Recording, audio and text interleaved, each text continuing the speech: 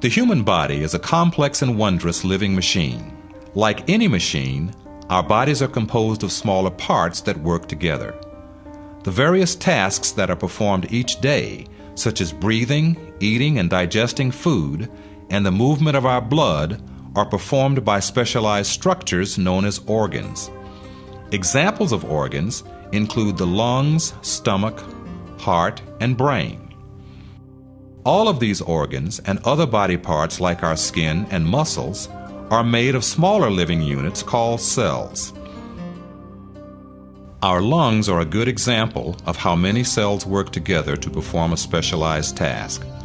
The cells in our lungs work together to allow us to take in oxygen from the air and get rid of waste products such as carbon dioxide.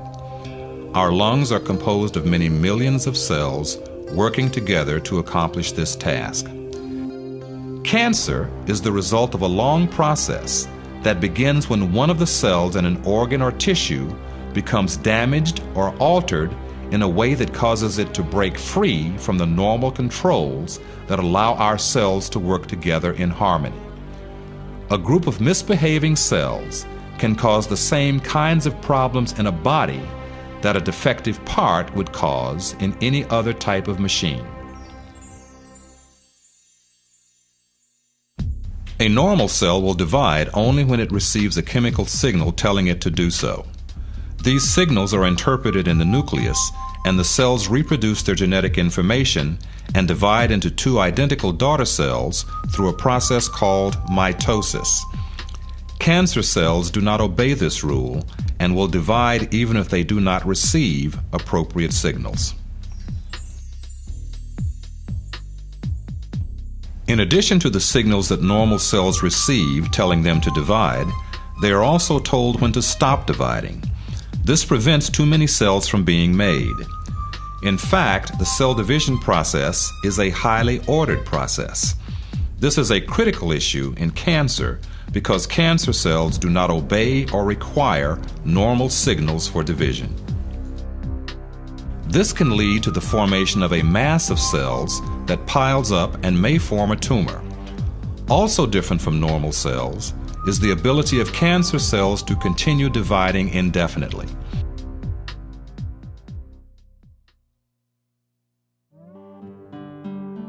An important point about cells is that no matter what their job is in the body, they all have the same general structure. The cells that make up our lungs, heart, or brain are all similar in their overall appearance, even though their jobs are quite different. Just as the organs that they form are made of smaller structures, cells themselves are composed of smaller parts that help them perform their jobs. These smaller structures are called organelles. Of particular importance in cancer is the organelle known as the nucleus. The nucleus can be thought of as the brains of a cell. It contains the information that acts as the blueprint for each and every one of us, just as a manual would contain instructions to assemble a chair. Specifically, this information is contained within the chromosomes that reside in the nucleus. Individual units of information are called genes.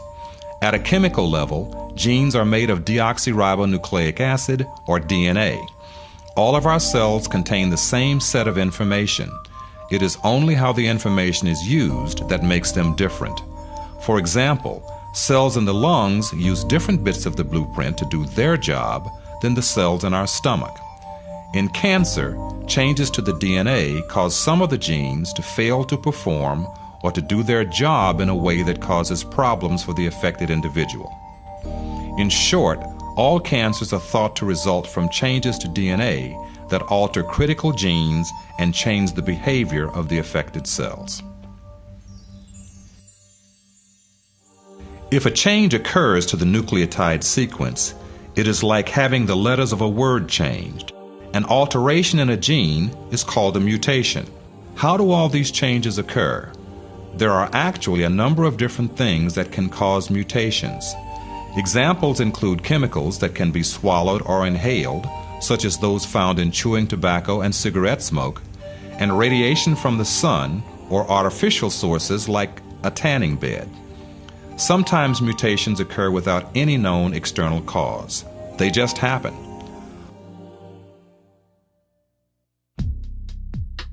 Certain genes make products that lead cells to reproduce. This would be equivalent to the gasoline system in cars.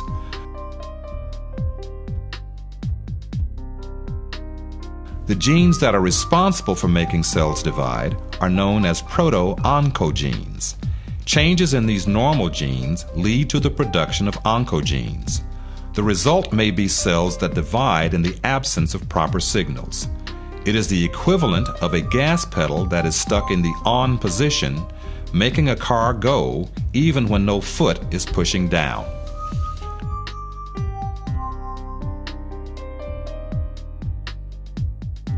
Genes whose products function as the equivalent of cellular brakes also exist.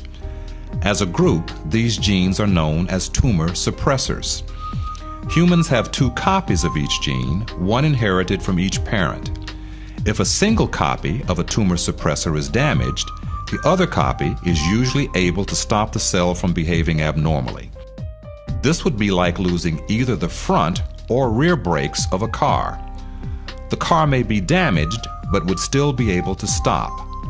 But if the second set of brakes is damaged as well, the car would not be able to stop, just as the cell would not be able to stop dividing if both copies of the tumor suppressor genes are damaged.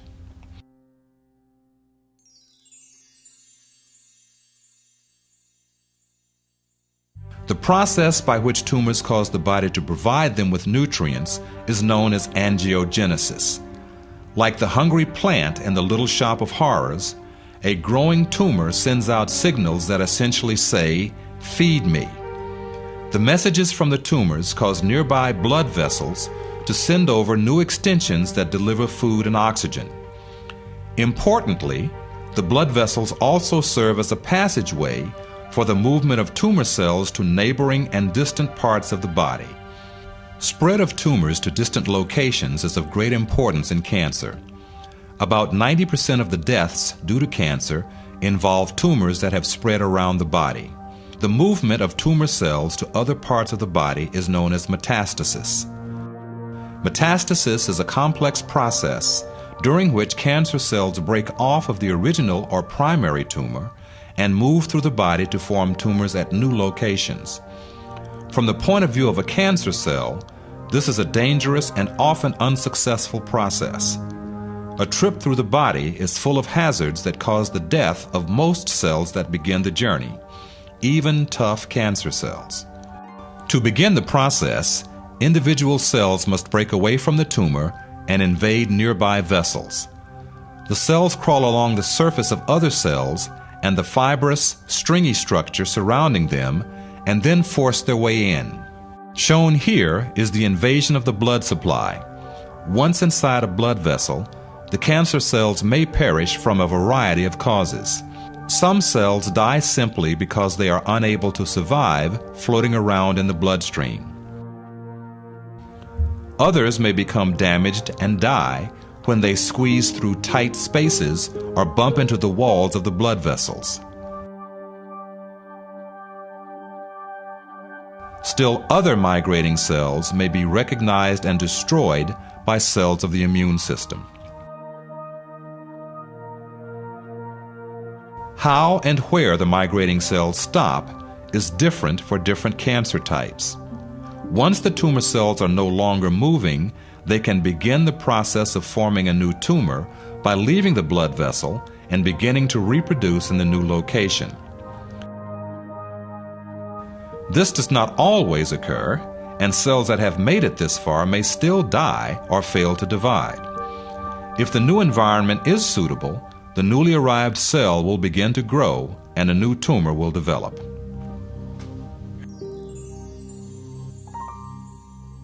One way that the development of cancer is prevented is via the death of defective cells. A cell that becomes mutated or damaged will first attempt to repair the damage. If that is not possible, the cells will commit the cellular version of suicide. An orderly process called apoptosis leads to the breakdown of key cell parts and the death of the cell. Cancer cells lose this critical capability and will continue to divide. This can lead to the accumulation of cells that can become more and more abnormal.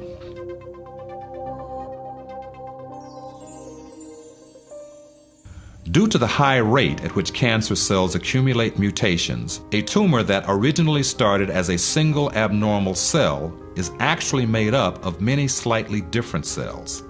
They are all cancer cells and are similar to each other, but they may not all have the same sensitivity to any particular cancer drug or treatment. When this mixed bag of cells is exposed to a drug, most of the cells will probably die.